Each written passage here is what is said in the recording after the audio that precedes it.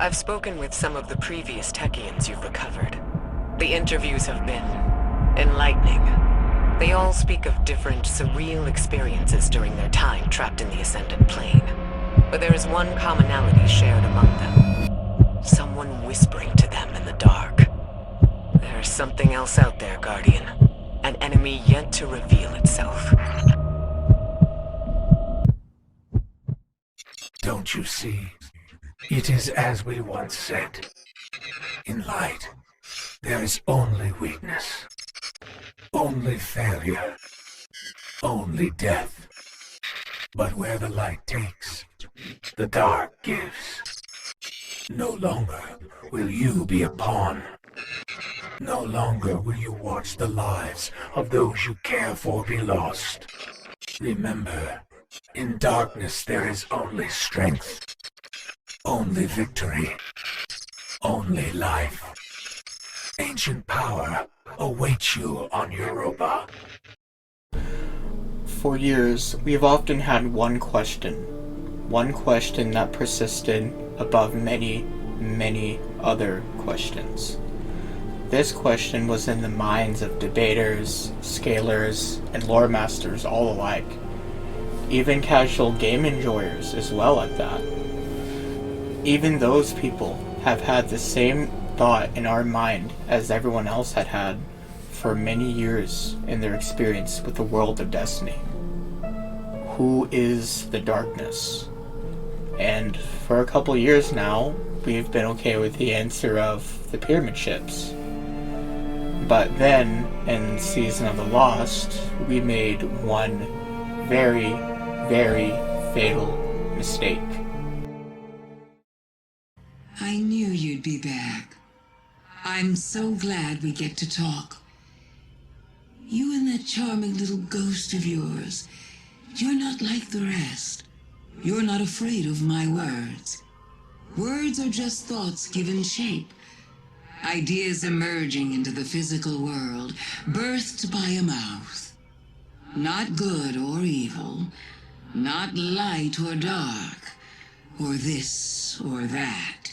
And you understand, don't you? Despite the excruciatingly binary worldview of those around you. You don't have to say it. We've all heard it before. The line between light and dark is so very thin. As if you were incapable of lifting your eyes from a scroll of chalk on the ground. The traveler in the light near one foot, your old enemies and the darkness at the other. Let me tell you a secret. If you ever want to see what's been watching you since the very beginning, just stand on that line and look up. When we had our discussion of Savathûn had told us a truth so disturbing that it's earth-shattering. The Black Fleet, which commands Zebra Wrath, who is the unifier of the Hive. The Black Fleet, the ones who had caused the collapse. The Black Fleet, the ones that we called the Darkness. The Black Fleet in Zebra Wrath serve the voice in the darkness, the one who gave us stasis, the one who had talked to us on the moon. This voice in the darkness is only one person, and this person was leaked before in the Unveiling lore book. This person was the Winnower. In the beginning, there was a gardener, and there was a Winnower. Nothing had come before the gardener and the Winnower, for they had come before everything. For they had come before the concepts of space and time, good or bad, causal nature. The gardener and the Winnower were two gods that led to the creation of the multiverse itself. Let us explain why. The gardener was a goddess of light. Her philosophy was that all life should live together on the game board of life in harmony to live within complexity of each other. That all life should live together as a coop. The Winnower, the goddess of dark, had a different philosophy. Her philosophy was that the strong should live, the weak will die. Only the strong have the right to exist. Only the strong can lead the universe to its final shape, so that the weak do not deserve to exist, for they do not lead the universe to its final shape. You see, these two had very differing philosophies, and that these philosophies had forced them to take a side against each other. These two had taken a side and had done battle for so very long. Their battle was what led to the birth of the multiverse, of destiny, of our world, the multiverse, the universe, everything you want to call it. Their battle was the catalyst for the story that we are being told today. For this is the story of the Gardener and the Winnower. So now that we had the talk regarding the Gardener and the Winnower, now let's take a look at why they matter. So first off, they full on just scale above everything. They're literally gone. Nothing in the verse scales to them. After that, we're then left with the question of what do they scale above? We'll hit that quickly. So, to make it quick, the Vex are high hyperversal. All you have to do is prove the Soul Divisive scale above Atheon and Panoptes for both aggressive concept Vex. The reason why this matters is because Atheon, his domain is the Volta Glass, and Panoptes' domain is the Infinite Forest. The Infinite Forest and the Volta Glass should very blatantly scale above the Pyraminion. The Pyraminion is a high hyperversal structure that has been stated multiple times to be a Hilbert space or infinite dimensional by Asher Mir. So this is not contradicted in any way. This is consistent, whether you like it or not. But then, after that, you can go a few different ways. One, you argue the Soul Divisive as a buffer to Outerversal. You argue the Soul Divisive is Outerversal, which I can agree with because the Black Garden is actually a conceptual mockery of the Garden, which is an Outerversal structure, meaning that the Black Garden is conceptually an Outerversal structure itself as well. After that, we can also look at the Ascent Plane and Divinity. So, Soul Divisive actually worships something that transcends them. Divinity is one of those things that transcends them due to the fact that it's made of the Pyramid Ship or Winnower statue material, which means it should more or less have the same durability and power output that it's designed to.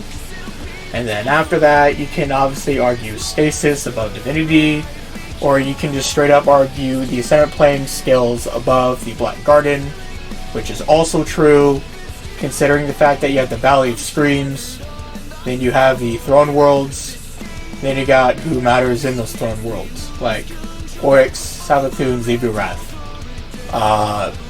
At that point, you're pretty much hitting a good way in Outerversal. A few layers, high Outerversal if you want to argue that, which I'm also fine with. I'd rather not really debate that in this video because the topic isn't really about high Outerversal or Outerversal. So, anyway, moving on. After you deal with the Hive Gods in the Black Garden, more or less, then you deal with the Worm Gods, you deal with the Ahamkara, the Nine, and the Taken. They're weird.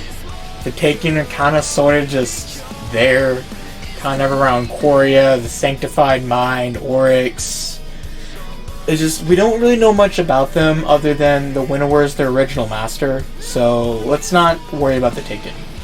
Other than that, there's the Veil, but we don't really know much about the Veil.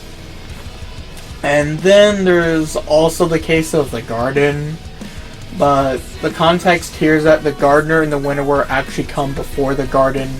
They don't scale to it, they scale above it. To what degree, I will leave that up to you. So, now that we dealt with the question of scaling, now let's deal with the question of the powers. So, First things first, let's look at the Gardener first, since she's less important. The Gardener has a hack called the Coop. The Coop is where, when things live in harmony, they essentially gain power. This being the Fire Team Amp that everyone probably knows of. The Fire Team Amp takes advantage of the logic of the Coop, where if there's enough light or enough power in the area, they gain more power because they're near each other. On the other side, you have the Winnower, who has the logic of the sword logic. The sword logic is a power that grants the Winnower multiple abilities, such as depth hacks, BFR, law manipulation, will manipulation, the ability to take, that's her power actually, and there's several others, but we're going to make the sword logic its own video. Other than that, we know the Winnower probably has stasis. Stasis is really important because it can freeze you on every level.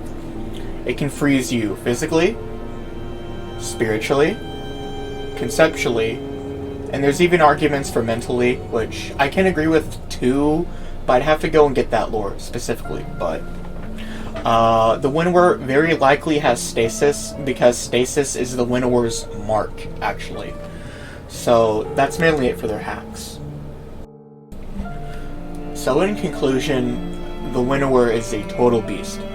She has hacks that is on par, probably above the Gardener, and her scaling is blatantly above everything in Verse because she's the creator. Same with the Gardener. So, at the end of the day, always remember this. The line between light and dark is so very thin.